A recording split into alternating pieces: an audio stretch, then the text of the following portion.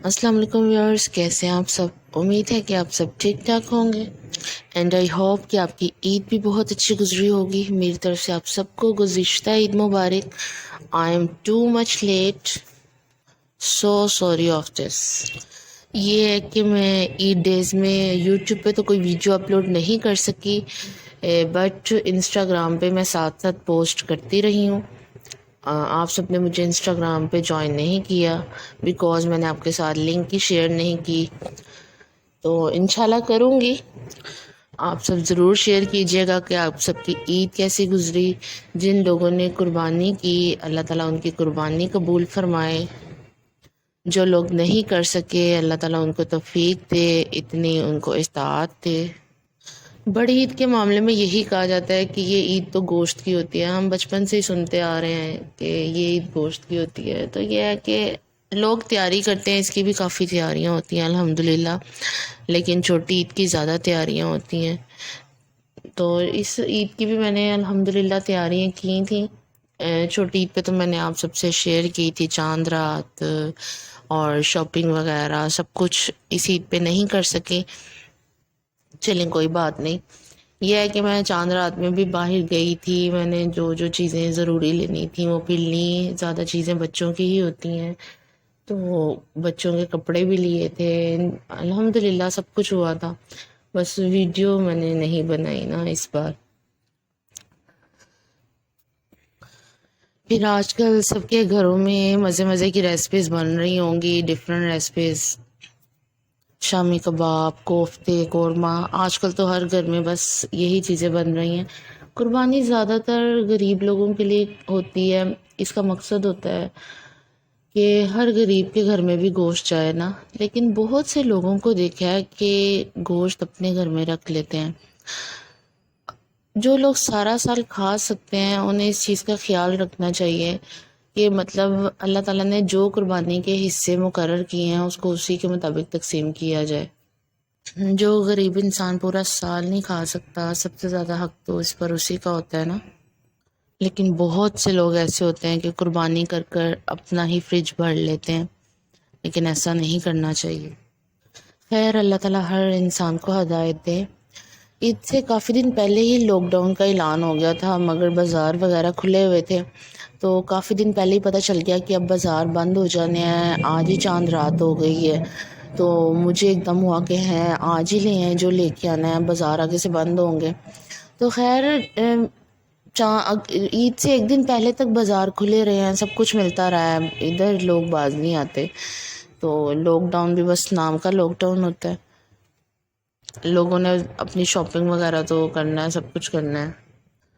तो ये बच्चे बिजी थे चीज़ वगैरह खाने में। ये ईद का फर्स्ट डे था, तो ये वाले ड्रेसेस मैंने इन्हें पहनाए थे। ज़्यादातर मैं बेटे को फर्स्ट डे शलवार कमीज़ बनाती हूँ, मगर इस बार मैंने पेंट शर्ट ही बनाई थी।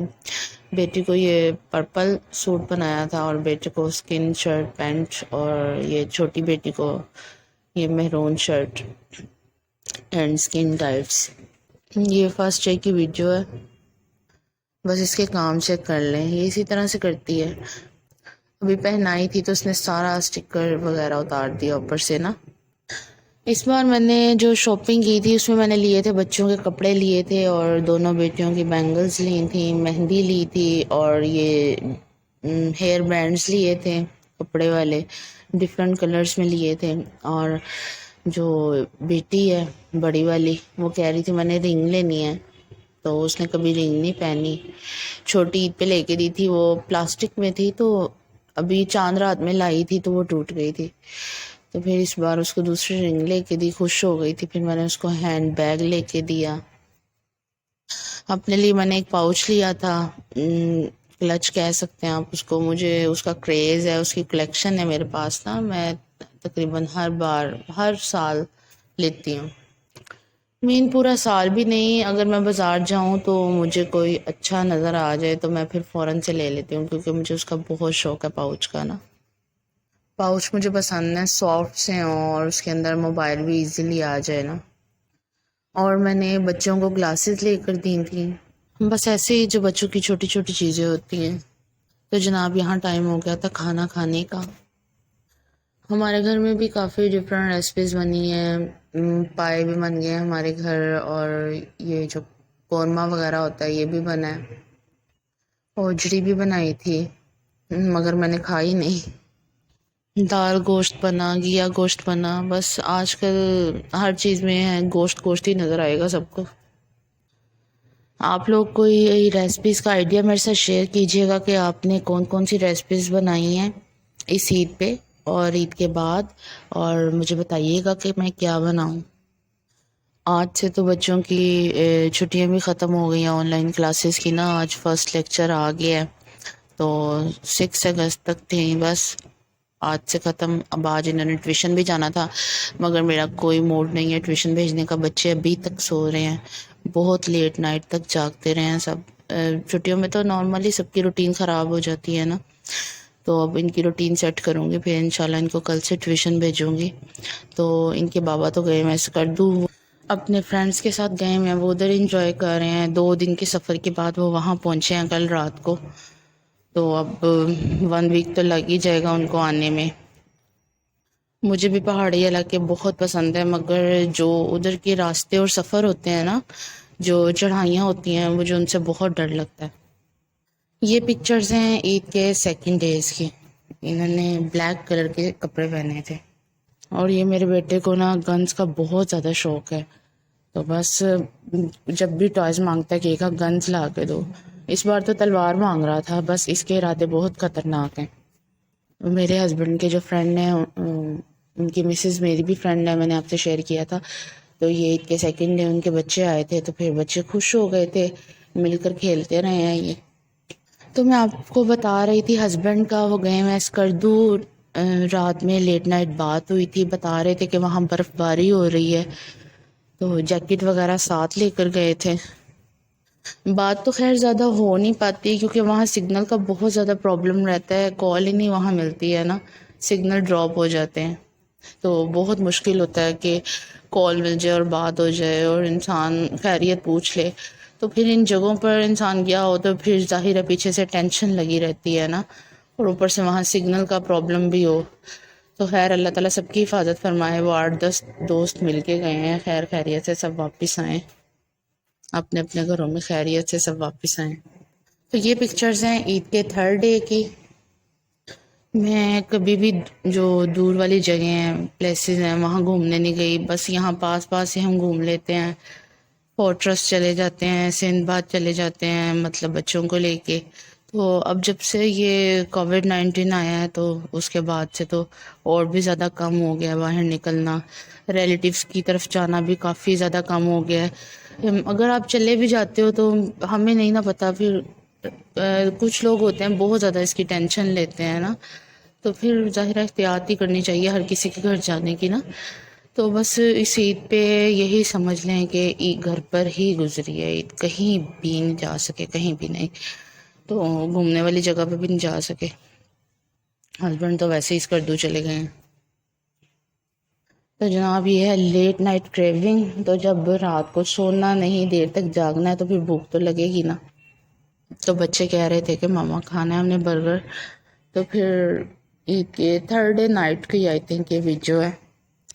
ہم بچپن سے ہی سنتے آ رہے ہیں کہ عید تو بچوں کی ہوتی ہے، تو پتہ نہیں تھا کیا ہوتا ہے، عید تو بچوں کی ہوتی ہے، لیکن اب پتہ چلتا ہے کہ واقعی ماؤں کو ہوتا ہے، بچوں کا یہ لے لیں، یہ کر لیں، بچوں کو تیار کر لیں، عید واقعی بچوں کی ہوتی ہے، میں اب اس چیز کو مانتی ہوں۔